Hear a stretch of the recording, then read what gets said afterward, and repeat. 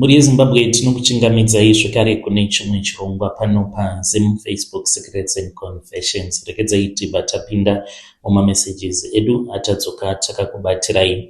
Hanzi ndiri mukadzi, ndine makore 29 years ekuberekwa, handina murume cause inini ndinoda imbwa. Please post for me as Anonymous Nashikani.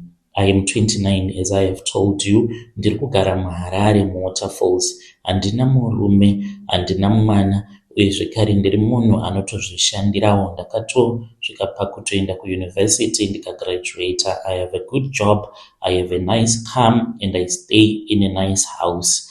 Saka vanhu vazhinji havatozvizivi kuti ndo zvandiri. Saka ndikuda kubvunza mubvunzo mumwe chete wandinogara ndichizvibvunza ndichishayawo mhinduro. Ndiri normal here nhai mhuri yeZimbabwe? Ndiri munhu anoda imbwa, kwete kungoda chete asi kutodanana nembwa ndichitorara nayo. Ndine imbwa mbiri pamba, tine imbwa dzedu, imwe ndichaiti Bruno, imwe ndichaiti Tasha. Saka Bruno uyu ndinoti kana ndakamutarisa ndinotomuona sekunge a nice gentleman. Bruno anoti kana akaenda pamusoro paTasha vachitamba vachiita sekunge vari kuda kurarana, ndinobva ndatoita heavy feelings, and ndinotodzitora imbwa idzi kunge ndidzo dzichazova family yangu. Ndinodzifarira zvisingaiti sekunti ndiri kutochengeta vana vangu, ende idzowo dzinoita sekunge dzinondinzwa, dzinonditeerera, dzinondida. Chikonzero ichi chinozoita kuti ndisazoda murume. Ndakamboedza kudanana nevarume vaviri muupenyu hwangu. Mumwe ainge achinzi Kuda, takasangana patainge tichiri kuuniversity. Umwe anonzi Brian, takasangana pandakatanga kushanda, asi zvose zvakangopera nekuti ndaigara ndichinzwa kusagutsikana navo. Varume ava vaindipa attention, kunditonga, kundinyengerera. Saka ndakambona sekunge zviri nyore kungodanana nembwa than kuda murume anenge achazokutonga zvakadai. Saka ndinoti kana ndikadzoka ndichibva kubasa, imbwa dzangu dzinenge dzakandimirira, dzinomhanya dzichifara, ende saBruno zvake ndinotongomuda. Dambudziko riripo ndiro romukoma. Ndinogara ndichizvibvunza kuti saka ndichazoroorwa rini? I am very lonely most of the times. Kana ndakazvitarisa ndinozvibvunza kuti handina dhimoni here riri pandiri? Kana kuri kunzi panenge paine dhimoni rinenge riri pandiri, what is it that I am supposed to do kudzinga dhimoni iroro? Zvakawanda ndinotya hangu kutaura panapa pajekerere. Ndichange ndichizotevererawo ndiri mucomment section. Variko mukomana here vanhu vakaita seni, vanotongoda imbwa, vasingadi kuzoroorwa. Please do not judge me. Kune avo vanenge vachizondijaja, it is okay. Ndipo panenge paine pfungwa dzenyu. Munhu anotendedzwa kuva nepfungwa dzake. Saka kunyange mukandijaja asi muchizondipawo help, I will be fine. Muri yeZimbabwe ndo message iyo yandakatumidzirwa ichibva kuna vanzvadzi vedu. Ngatitaurei navo vanzvadzi vedu ava mucomment section. Zvakangooma hazvo vedu we, hanzi ndo zvazviri, ndo zvandiri, asi vari kuti ndinoshuvirawo kuti dai ndazoroorwawo in the future. Yapakaipa. Rekedzei tibva taenda panyedu inotevera. Nyedu inotevera yakamira sekudai so. Hanzi mukomanashi muri sei zvenyu? Please post my story. Ndiri mukadzi, ndine makore 31 years ekuberekwa. Ndiri kugarawo mubudiriro, ndachinjawo kwandinogara, uye zvekare ndakaroorwa nemurume wangu. Murume wangu uyu anoitawo zvekugadzirawo zvimotikari. Tine mwana wedu mumwe chete. Mwana uyu ndichati ane 6 years. Handina kumbogara ndakafunga kuti ndichazviwana ndava musituation yakadai. Ndiri kunyora izvi nekuti mukoma pane zviri kuitika, ndichazivi kuti ndinofanira kuti ndinge ndichiita sei. Ndokusaka ndauyawo pano. Kutanga kwakaita marriage yangu ndakaroorwawo mainge muri muna 2018. Pakutanga zvose zvainge zviri bo. Murume wangu iye munhu ane peace, haadi kutomboona tichinetsana zvachose. He can apologize nepaanenge asina zvake kukanganisa. Ndeni ndinenge ndamukanganisira. Saka chokwadi chiripo ndechekuti murume wangu haana mari, he is broke, and ndipo pandiine problem naye.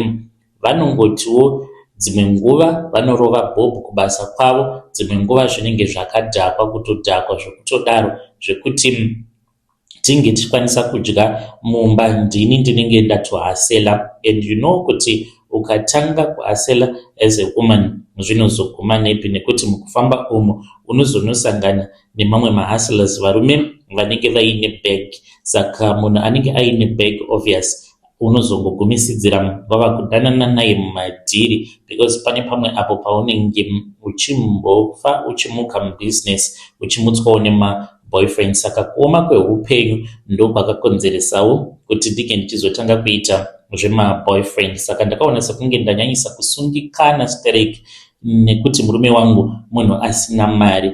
Muna 2023 ndo pandakabva ndachizotanga kushamwaridzanawo neumwe murume uyo wandichati Norman. Norman uyu inini naye takazivana paWhatsApp group. Ndainge ndakapinda mune rimwe group iro rainge rakanzi opportunities kudiaspora. Mainge muchidzidziswa vanhu kuti kana uchida kuenda kudiaspora unozvifambisa sei. Murume ainge achitoudzawo vanhu achitotaurawo maadvice imomo mugrupu imomo. Saka akatanga kutaurawo neni. In fact ndini ndakamuaproacha ndokubva ndatotanga kutoona mastatuses ake zvichireva kuti ainge atondiseva, aitaura nezvekuenda kuIreland. Saka ndakabva ndatanga kuzvifarira. Norman akanditi you look so beautiful. Akandibvunza kuti ndinoita nezvei. Ndakamuudza business randinoita. Akati ndinogona kukubatsira kana uine shungu dzekuenda kuIreland. I'm sure kuti ukaenda kuIreland upenyu hwako hunobva hwachinja. Saka ndakabva ndatowana mukana. Akabva achizondiudza Norman kuti iye ane college yake.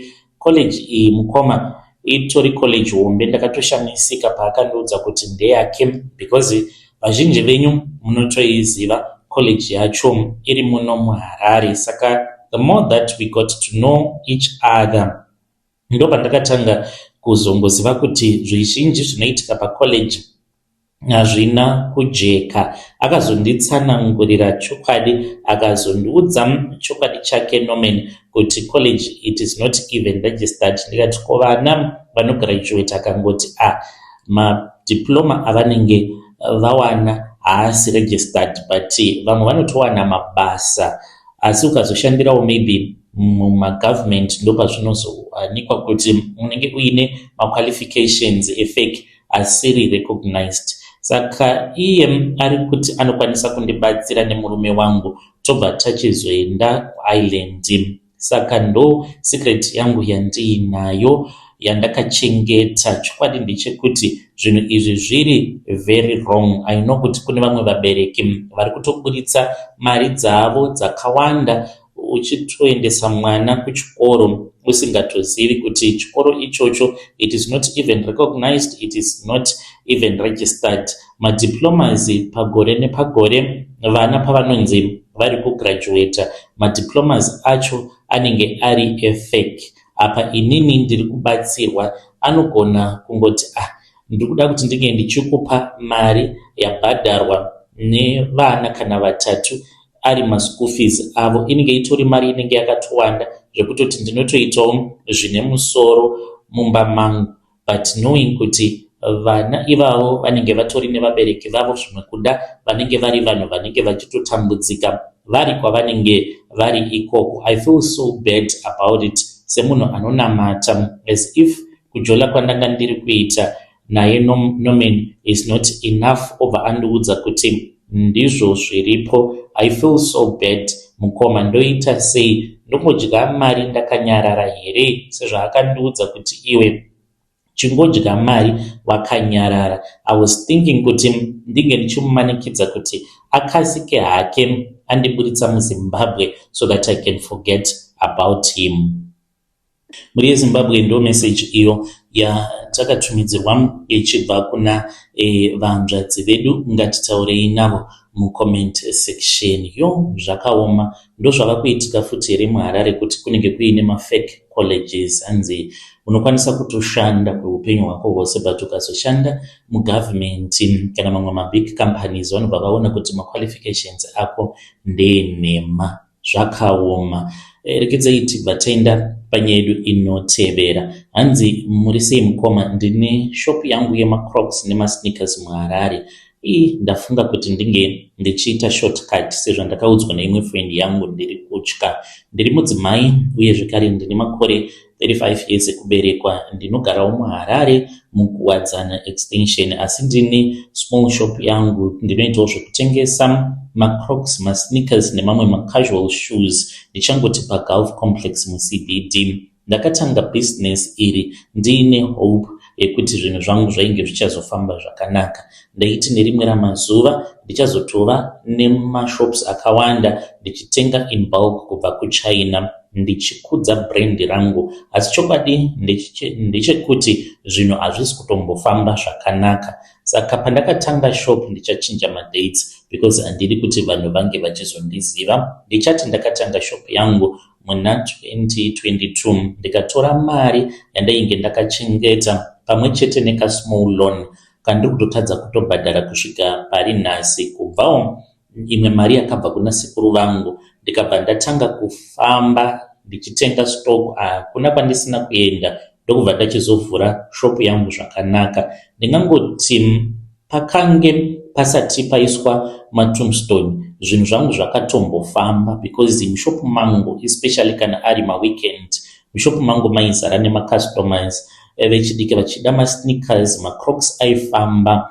But gore iroro business rangu parakatanga kusimukira amenoso zvakangoitika vanhu vemumhuri vakangotanga kungopawo pressure yekuti tinofanira kuti tinge tichiisa matombstone paguva ragogo neguva rasekuru. Ndokubva ndachizoisawo mari ende vanhuwo vemumhuri vainge vachitozviziva kuti ndiri munhu ari kutowanawo zvimari zvakati wandei. Saka vakange vachitotarisira zvakawanda kubva kwandiri. Saka semunhu ainge achidawo kuprova kuti zvinhu zvangu zviri kufamba zvakanaka, I then pledged ndikabva ndati kana riri setombstone ragogo ndainge ndichazongobhadhara ndiri ndega, then vamwe vobva vachizoisawo dzimwe mari dzavo paurongwa hwainge huchifanira kuti hunge huchizoitwa. Ngoma irini kuchechi kwandinoenda kuAFM ndaitozviziva kuti painge paine mari yainge ichazoiswa pasite, uye zvekare ndakatoisawo mari yangu which was $180. Iyi yainge iri mari yatainge takanzi tinge tichiunganidza nekuti painge paine n'anga yaifanira kuti inge ichizovapo ameno chivanhu chaida kuzoitwa. Ndakangoti kana voda kuita chivanhu chavo ndinobva ndangosudurika zvangu. So I participated. Handizivi kuti ndokusaka zvinhu zvangu zvazosvika pakuoma kudai here, nekuti mari yangu yakatoendawo kun'anga ipapo patakaisa matombstone. Saka nguva yakati yakwana ndokubva tachizoenda kumusha kwamutoko. Tichinosvikapo n'anga yacho yakabva yati musati maita unveiling tinofanira kutanga taita chivanhu. Zvino kuti ndike ndichisuduruka ndakanzi kana ndikasuduruka mhepo dzakaipa kana kuri kunzi panenge paine munhu anenge akaita zvakaipa pamakuva asati avakirirwa pasati paiswa matombstone, hanzi mhepo idzodzo dzinobva dzachizouya dzobva dzachizogara pandiri nekuti ndinenge ndazviburitsa muvanhu. Saka kuti ndinge ndichizova ndakachengetedzeka ndaifanira kuvamo ndiri muvanhuwo nevana vangu, sezvo the whole extended family tainge tiripo nevana vedu vazukuru and staff. Ndakabva ndangogarawo nevana but mwoyo wangu wainge usingadi because ndinonamata mukoma. Ndakangoti when you are in Rome do what the Romans do. Ndokubva ndagara paya. Hapana chivanhu chakambokura chakaitwa. Saka n'anga iyoyo yainge iine muswa, ndisiwe kuti muswe webhiza here or whatever zviya zvavanoshandisa kana vachirapa mumatare avo. Saka vaifamba vaine hari yavainge vainayo, hari iyi yainge iine mvura yainge yakabatwa nomumwe mukadzi uyo wavainge vachiratidza kuti vanoshanda naye. Saka hari iyoyo yainge iine mvura yainhuhwa zvisingaite. Tose takagezeswa makumbo edu. Vainyika muswe iwoyo mumvura, kana vanyika muswe iwoyo mumvura, then vobva vachizokugezesa makumbo ako. Munhu wose ainge aripo nemadzisawira nevana vemasawira vainge varipo vakagezeswa makumbo avo. Saka tapedza kuita saizvozvo, takabva tachizonzi sevana taifanira kuti tinge tichizotevera madzibaba edu vainge vari kumberi kwedu. Vakabva vachizoenda paguva ragogo nasekuru, umwe noumwe achitaura zvaainge achinzwa kuda, but uchitaurira mumwoyo. Ina handina chandakataura mukoma, ndakangonyepedzera sekunge pane zvandiri kutotaura mumwoyo mangu, nekuti zvakanzi nditsedza unozevezera kana kutaurira mumwoyo. Sezvo ndiri mukristu handina chandainge ndichida, saka ndakangoenda paya ndokubva ndabvawo ndikabuda mukiu, tikatoenda kumba tikatongonoenderera mberi nemutambo wedu. Tikafara tikadya. After mutambo motikari yaidzoka kuHarare, vakati vainge vasingakwanisi kurara, vamwe sisi, saka tikatopinda mumotikari, then we drove back to Harare.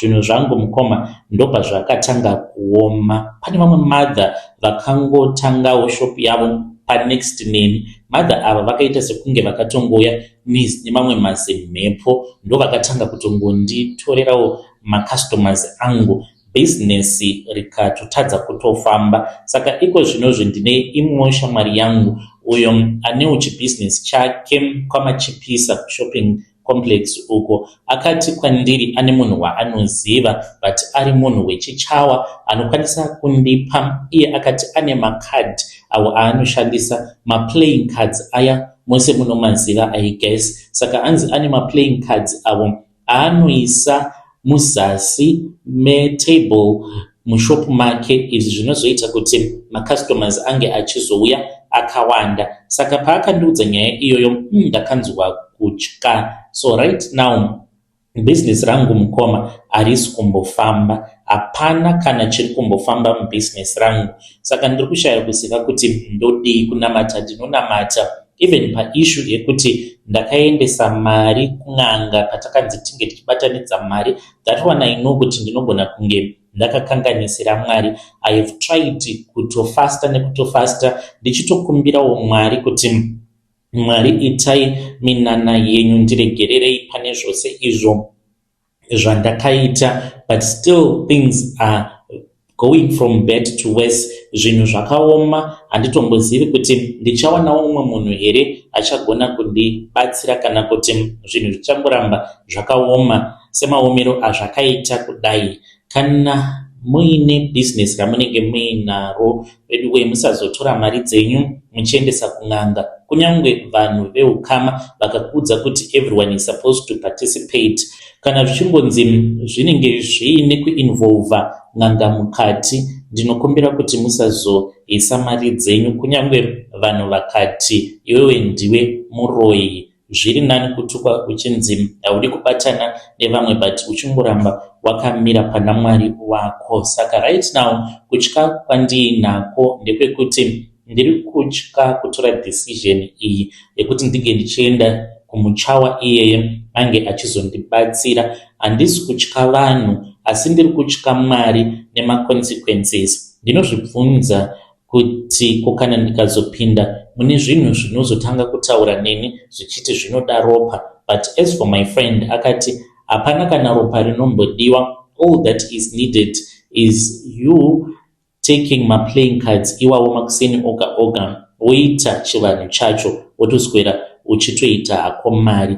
Ndiri kuda kuita decision very soon. Please ndibatsireiwo mukoma. Handisi perfect, but ndiri kutya kutora shortcut because handizivi kuti ramangwana richazouya rakanditakurira chii. Kana paine anokwanisa kundibatsirawo neadvice, ndibetsereiwo. Slow progress yazondirwadza mukoma Nashi.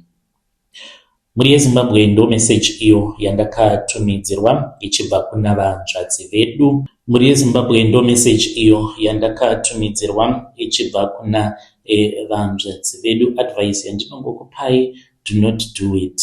Hakuna ma-playing cards ekuti ukamashandisa anokuvigira ma-customers mubusiness mako. Hakuna zvinhu zvakadaro. There is a hidden secret iripo. Ngatitaurei navo vanzvadzi vedu ava mucomment section.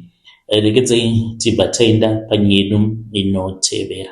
Nyedu inotevera yakamira sekudai so. Hanzi mukomana muri sei zvenyu, please post my story makavika uchitupa changu. Ininiwo ndinogara muJohannesburg, ndiri murume uye zvekare ndine makore 34 years kuberekwa, asi vanhu vanondiziva vachindidaidza kuti madzibaba Elisha, not his real name. Vanhu vanototi ndine chipo, vanoti ndiri munhu anonzwa kubva kuna Mwari direct. Asi chokwadi chandisati ndakambotaura ndechekuti ndakadzidzira kunyepera vanhu zvine hungwaru, plus ndakastada psychology, ndikaona kuti zvekudzidza zvina mari. Ndakazviita izvi nekuda mari. Ndakatoendawo kuUZ.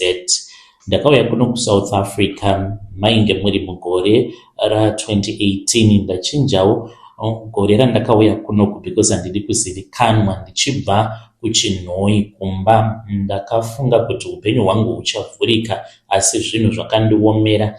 Ndakashaya basa ende ndainge ndichigara nemamwewo machinda ekumusha vainge vachitongondishainira.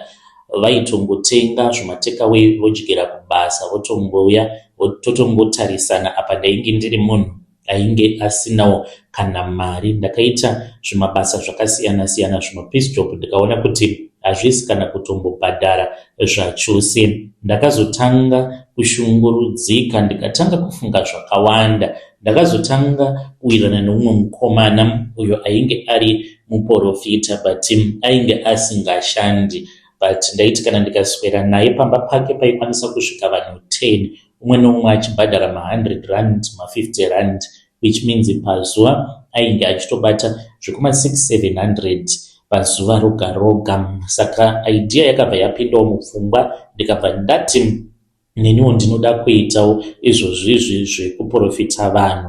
Ndakatanga kudzidzira maitiro evanhu ndichishandisa experience yangu from university, kuti vanhu vazhinji vari muSouth Africa, izvi ndo zvinhu zvandikangoti zvitatu zvinoshuvirwa nemunhu wose wekuZimbabwe anenge ari munyika musiri munyika make. Kana ari mukadzi ari single anenge achida murume, not murume wekungojola naye, but murume anenge ari serious. Kana ari murume anenge achitsvaka basa kana mari. Saka vanhu vanenge vachida kurarama in peace munyika dzavanenge vari nemapepa. Ndo zvinhu zvitatu izvozvo. Kana mukada kuzvingwarira, next time pamunoenda kuna madzibaba, ndo zvamunonoudzwa kuti uri single nekuti chakati.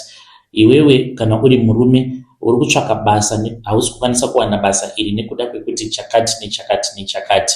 Ndo zvinhu zvitatu izvozvo nenhau dzemapepa dzaunongoudzwa nana madzibaba, nekuti ndizvo zvinhu zvinenge zviri nyore izvozvo kuti unge uchizoudza munhu kuti pane munhu ari kukudzikitsira pasi. Saka ndakatanga kasowe kangu pamba pandainge ndichigara, ende ndinotongotaura zvinhu zvinenge zviri obvious semuenzaniso. Ndikuona baba muchinetsekana nemabasa, pane nguva dzimwe dzamunenge makarara munoshaya hope, munhu anobva atoita shocked achiti ndizvozvo madzibaba. Ndobva ndawedzera, ndinenge ndichitarisa kuti munhu abvumirana nazvo here. Kunyangwe eye contact chaiyo semunhu akastada psychology, ndinokwanisa kutostada ma-facial expression ekuti munhu uyo abvuma zvake but ane doubt mumwoyo make. Kana kuri kunzi ndikaona kuti facial expression yake inenge ichibvumirana nazvo, ndinobva ndatowedzera ndichiti pane munhu ari kukumisa muupenyu hwako, asi Mwari vazosarudza kuti ino ndiyo nguva yekukuvhurira nzira dzako. Munhu anobva atoti amen, ndizvozvo madzibaba. Saka vanhu vanotouya kwandiri, nditori nemasowe andakavhura munzvimbo dzakasiyana siyana, handingatauri hangu. Ndinotogara mukomanashi mumasuburbs kunyange ndichienda kumalocation kunobatsira vanhu makuseni ndinotomutsa motikari yangu ndotoenda kulocation ende vanhu tinoti kana tikaona muprofita anenge achifamba nezivhongoma remotikari tinobva tati uyu ndiye munhu akaropafadzwa naMwari, asi musingazivi zvenyu kuti mari iyoyo inenge ichingobva futi kwamuri nekuti pose pamunenge muchiuya muchiti muri kuda kubatsirwa pamunenge muchibhadhara mari dzemaconsultation. Saka ndatova nemhuri dzangu mbiri, mumwe mukadzi muSouth African, izvi ndakazviitira mapepa ekugara muno, nemukadzi wekumusha ndakazviitira kuti dzinza rangu risazoparara nekuti vana vaunozvara muno muJoni vanongosara muno. Saka vanhu vanouya nemari nekuda kwekuti ndakazorora mukadzi muSouth African, ndava nenew market yemaSouth African. MaZimbabwean vakaomera, asi maSouth African when it comes to the things of the spirit, mari havatete kuburitsa mari. Saka inini ndinongoshandisa hangu iyo technology yepsychology. Kana munhu akauya akagara kana kupfugama pamberi pangu, ndinotarisa hembe dzaanenge akapfeka. Munhu anogona kunge akangopfeka zviri simple but dziri hembe dzinenge dziri expensive. Ndinoona body language yake, ndinoona kuti munhu uyu ari sei, ndobva ndatotanga kutongoprofita zvinoenderana nazvo zvandinenge ndakatarisa. Saka ndinokwanisa kungobvunza munhu kuti pane munhu wauri kufunga nezvake usiku hwoga hwoga, ndiani iyeye? Munhu obva atova shocked, obva atondudza kuti ndiri kufunga vatete vangu this and that. Ndobva ndatoti tete vako ivavo vanoroya. Saka ndo zvandiri kuita izvi mukoma. Kushandawo kwangu kwandiri kuita, ndinotoshandisa ungwaru nemutactic kuti ndikwanise kuraramisa mhuri dzangu. Mhuri yeZimbabwe ndo message iyo yandakatumidzirwa ichibva kuna madzibaba avo. Anzi ndo zvinhu zvitatu zvatinofambira izvozvo tichiti tiri kuenda kumasowe, basa, marriage uye zvakare nemapepa munyika maunenge uri. Munobvumirana navo here madzibaba kana kuti kwete? Zvakaoma. Ngatitaurei nezvayo nyaya iyi mucomment section. Regedzei tibva taenda panyedu inotevera.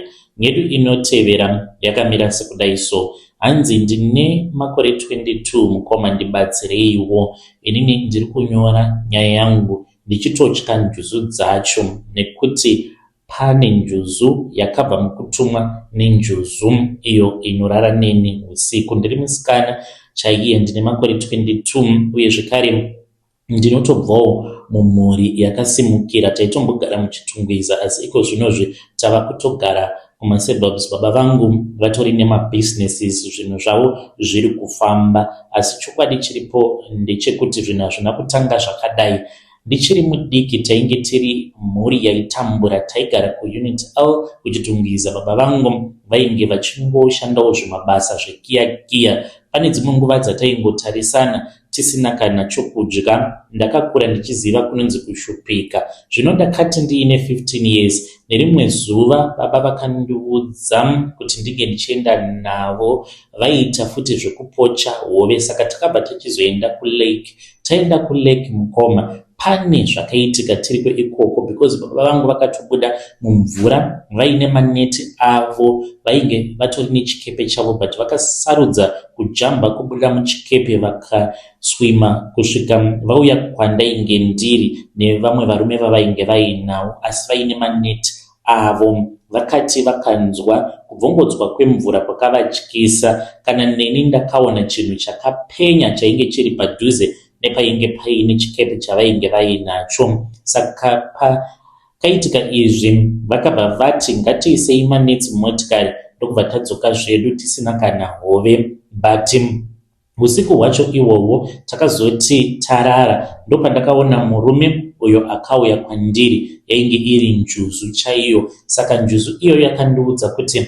yainge yandiona ende yainge yandisarudza kuti ndinge ndichizova mukadzi wayo, ende yakati kana ukada kuti unge uchizova mukadzi wangu, ziva kuti ndichazokupa mari yakawanda, ende pose pakaoma ndichaita kuti pange pachizova pakanyorova. Ndakange ndiri mwana, handina kunzwisisa kuti chii chainge chava kuda kuitika. Ndakangobvuma ndiriko kuhope asi ndakapiwa wedding ring iyi mukoma yainge iri yegold, yainge iine diamond, asi mukati mayo yainge iine tumunzwa. Pandakangoipfeka wedding ring iyoyo napachigunwe pangu pava kubuda ropa rakawandisa. Zvakandishamisa kuti ropa iroro riri kubvepi. Pandakazotarisa ndo pandakaona kuti ring iyoyo yainge iine tumunzwa mukati. Njuzu yakabva yachizouya pandiri ikazvicheka ikasanganisa ropa rakabuda mairi neropa rangu ndokubva yandinwisa ropa riya. Ndakamuka ndiri kuperiod on that day. Saka kubva zuva iroro baba vangu vakatanga kuita mari. This was after ndanhonga mari. Komananshi vabereki vangu handina kuda kuvaudza chokwadi kuti ndakanhonga $35,000. Mari iyi mukomananshi kunhonga kwandakaiita ndakangonzwa voice yakati kwandiri, nhasi enda mutown. Ndokubva ndatobira amai vangu mari yekombi yekuenda nekudzoka. Saka ndichifamba ndiri mutown, pane mumwe mukadzi uyo akangogadzika bhegi rake pasi, ndikatongorinhonga bhegi iroro. Pandakazoti ndava mukombi kudzoka kumba ndo pandakavhura zvishoma, hana yangu yakarova. Ndikati maiwe, vanhu vainge vari padhuze neni vakatobvunza kuti kochii. Ndikati ndabatwa necramp. Apa ndainge ndaona mari yakawandisa. Ndichisvika pamba mukomananshi, mari yandainge ndashandisa yamama ndikaidzosera. Ndakatadza kuziva kuti mari iyoyo ndoita sei nayo, ndikaimwaya salt ndichifungidzira kuti chainge chichazochinja kuita chidhoma, asi mari yakaramba iri mari. Ndakatanga kuburitsa mari zvishoma nezvishoma ndichibatsira baba vangu kutenga equipment, makompresa. Vakatanga kuenda vachinoita zvekukorokoza. Mama vangu vakatombondirova vachiti une boyfriend yauri kudanana nayo, but mari yainge iri mumba. Ndaigara ndichingoshifta mari iyoyo kusvika baba vangu vazotanga kuita mari yakawandisa. Ndakasvika pakutaura nemunhu wekudealership. Baba mushure mekunge vati ndava kuda pick up because basa rangu rakura, kuti ndirambe ndichingoita zvekungohaya motikari dzevanhu hazviite. What I did mukomananshi was that ndakaenda ndikabva ndachizonotaura nevanhu vekucastles uko kwavainge vachibhadhara pick up yavo pashoma nepashoma. Ndikati inini ndine mukomana wangu wandikudanana naye, saka andiitira surprise. Zvaandiitira surprise abva andipa mari iyi yandiinayo. Pamari iyo yamakapiwa nababa vangu, ndoda kuti munge muchizotora mari iyi mobva machizondipawo kana something else that you can give me zvinokwanisa kuzovabatsira futi mubusiness ravo, asi please do not tell my dad. Baba vangu vakazoshamisika vachizodaidzwa nemufesi wekucastle achiti uyai mutore motikari because ndaona sekunge muri munhu akavimbika, mozopota muchindipa mari yangu pashoma nepashoma. Saka baba vangu havatozvizivi kuti ndo dhiri randakaita iroro. Saka baba vava nemotikari vakaramba vachingozvisimudzira. Vaiti kana vakadonha mubusiness ndaivabatsira vasingazivi kuti mari yacho ndiri kuiwana kupi, kusvika tichizobuda muchitungwiza. Kubva ndava teenager kusvika zvino ndiri munhu asingadate anyone, uye zvekare ndinorota dzimwe hope dzingangonzi ihope dzinotyisa nevamwe vanhu. Dzimwe nguva ndinogona kuona nditori kumarine kingdom in the spirit, nditori nevamwe vasikana vakaroorwawo nenjuzu dzavo, tinenge tichitofara tiriko ikoko. But what I've discovered is that mufaro zvavo, but tinenge tichita sekunge tiri vasungwa munzvimbo yatinenge tiri, because tinenge tiri mudzimba dzedu, but dzimba idzi ukadzitarisa from the outside anenge ari sort of like prison cells underneath the water. Zvino ndava ne22 years. My family, it is very well, doing financially well in business. Apa baba vava kundishungurudza namama vachindimanikidza vari kuti tinoda kuti unge uchizoroorwa. Pane murume uyo wavari kundisundidzira kwaari anonzi Tapiwa, anogara kuruwa. Murume atoriwo nezvimari zvake, but ndiri kutya kwete murume wacho, asi ndiri kutya zvandakaudzwa nenjuzu payakatuma imwe njuzu.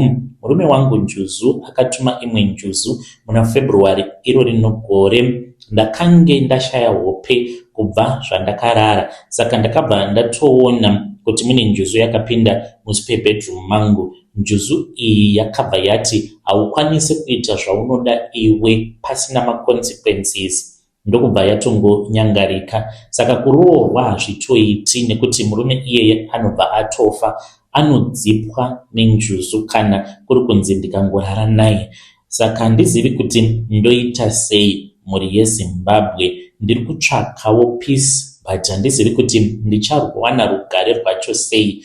Please help me. Zvenjuzu izvi uye bodo, mitemo yacho yakanyanyisa. Hanzi iyo njuzu yacho ndo ichazondiudza kana nguva yakwana yekuti ndinge ndichizoroorwa. Mhuri yeZimbabwe, ndo message iyo yandakatumidzirwa ichibva kune mwanasikana uyu. Ngatitaurei naye mucomment section. Hanzi ndakaroorwa nenjuzu.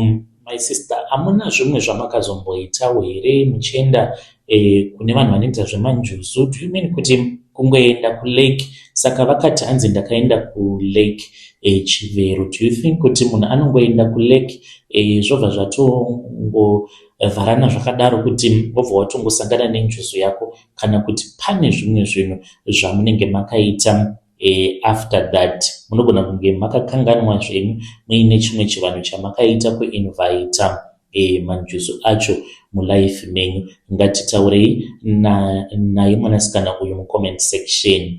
Regedzei tibva taenda panyedu inotevera. Hanzi uri sei mwanangu? Ini ndiri mudzimai, ndiri gogo vako, nditori kunoku kuUK. Ndagarisa kunoku pandinenge ndakanganisa. Please correct me. I am 71 years old. I have lived here for a very long time. I'm staying in a home muBirmingham. Nguva dzangu zhinji ndinongogara ndiri pamapodcast ako ndichiteerera. Ndainge ndimbori nurse kwemakore mazhinji. Ndakashanda even paQueen Elizabeth Hospital. Ndo hwainge huri upenyu hwangu, asi ndine zvandakasangana nazvo zvandiri kunzwa zviri kuitwa nevana vekumusha, zvandinoda kuti ndige ndichidzidzisawo vamwe vana vekumusha. Ini ndakazviparadzira marriage yangu, ende kuparadza kwandakaita marriage yangu kudhara, nhasi vana vangu havauyi kuzondiona sezvinoita vamwe vana vevamwewo avo vatinogara navo pahome. I have a chronic illness, ndinogona kufa anytime. Saka ndisati ndafa, iri ndiro shoko randinoda kuisirawo vana veZimbabwe vakauya kunoku kuUK. There is a spirit isingadi kuti murambe muri pamwe chete. Dzimwe nguva ndinogona kugara vhiki pasina kana munhu anenge auya kuzondiona. Saka ndinoda kuti vamwe vange vachizodzidza kubva kwandiri. Pakutanga ndainge ndiri mukadzi ainge aine rudo kumurume wake. Ndainge ndakaroorwa nemurume wangu Tendai. Saka akandiroora apo pandainge ndiine 28. Tikabva taita vana vedu vatatu. Ndichati tatenda mukomana mukuru, then Rachel musikana wepakati, naSimba mudiki wacho. Tainge tichigara muHighfields, but ivo kwavo kwainge kuri kumbari. Tainge tisina mari, saka takazouya kunoku mainge muri muna 1990. Patakauya kunoku takauya kuzoshanda inini as a nurse. Murume wangu ainge ari pavhiza rangu. Saka murume wangu uyu aindida chaizvo, but kuva kwaainge ari pavhiza rangu ndakatanga kumutarisira pasi. Saka ndakatanga kushanda nevamwe vakadzi vekuZimbabwe. Ndaiva ndiine shamwari dzangu Esther Memory naBeauty. Taigara tingori kuma-outings, ndo vakandidzidzisa. Murume wangu aiti kana akati zvauri kuita handisi kuzvifarira, ndaimuudza kuti dzokera zvako kuZimbabwe. Vakadzi ava vainge vakatopindwa neculture yekunoku, saka ivo vaiti kwandiri enjoy your life. Saka ndakazosvika pakuzoramba murume wangu nekuda kwekuti ndakamanikidzika kuenda kuouting naEsther aine chikomba chake. Tikazogumisidzira tazova nezvimwe zvikomba maNigerian saka ndakatanga kudanana nemuNigerian achindipa rudo rwakanyanyisa, plus aisandipa stress yekunditonga. Doro aingondisiya ndichinwa mumba ndisingatendedzwe kunwa doro. Kubva ipapo takabva tatongorambana nemurume wangu. Ndakaita decision yekudhivosa murume, iye ndikati handichadi nezvako, ndikamubvisa pavhiza rangu. Murume akarwadziwa zvakaomarara ipapo pandakati handichadi kuti ungochiva pavhiza rangu. Saka ndakati ndava ndega ndikati ndasununguka, let me enjoy. Ndakatanga kufambidzana nevarume vakasiyana vaindipa mari, vainditengera mapresents, vamwe ndivo vaingondishandisa. Makore akati afamba, shamwariwo dzangu vamwe vakapera kufa. Esther ndiye ega achiri mupenyu, akadzokera kuZimbabwe. Chinondirwadza ndechekuti zvose izvi zvichiitika ndaizviita mumaziso evana vangu. Pane pamwe pandakange ndisingachatongeke, ndichitounza maboyfriend mumba, murume wangu nevana vakatarisa, ndotonozvivharira neimwe room. Saka vana vangu mukukura zvinhu zvavaitoziva kuti ndini ndakange ndisingachadi baba vavo. Baba vacho vakazosvikawo pakufa nekensa, ende vana vanongoti kwandiri kana ndikavati sei musingadi kuuya kuzondiona, vanoti imi ndimi makakonzeresa kuti tinge tichizokura tichichengetwa nevamwe amai. Saka havatondifariri vana vangu, ndiri munhu anongozvigarira ari ega. Saka chidzidzo chandakadzidza muupenyu, vanasikana vana amai, kana uri mumarriage especially muno muUK, chengeta murume wako, usateerera shamwari dzinokuudza kuti enjoy your life, nekuti kana wakura vana nemurume uchazovada. Pane nguva yekuti you need your family. Iko zvino zvindakura handikwanisi kudzokera kuZimbabwe because handina kana development yandakaita kumusha. Ndinongoda kungotaura nyaya iyoyo. Ndine regret, I regret. Handichakwanisi kudzokera kumashure. Ndakateerera vanhu ndikasiya murume ainge achindida, ndikanakidzwa nemaNigerian nemujolo. Nhasi ndiri ndega, uye hapana chinhu chinorwadza sekuziva kuti wakazviparadzira imba yako uri wega. Muri yeZimbabwe ndo message iyo yandakatumidzirwa ichibva kuna gogo avo. Ngatitaurei navo mucomment section. Gogo ava zvakangooma azvo vedwe. Hanzi muUK mune spirit of anti-marriage. Munobvumirana nazvo here kana kuti kwete? Ngatisanganei zvekare mune zvimwe zvirongwa zvinotevera.